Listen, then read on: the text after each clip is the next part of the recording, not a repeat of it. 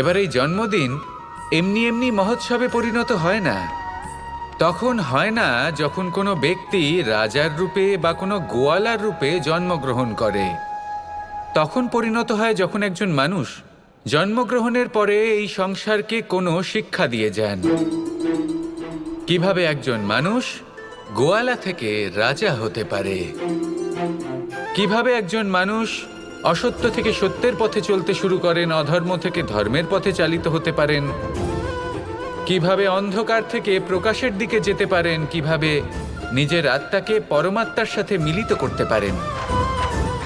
তা সে রামনবমী হোক বা জন্মাষ্টমী হোক, তাদের জীবনের সাথে জড়িত প্রত্যেক মুহূর্ত একটা পরবের আকার ধারণ করে।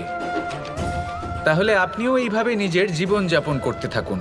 এই সংসারে শুধু ভালোবাসা বিতরণ করুন, কিছুটা এমন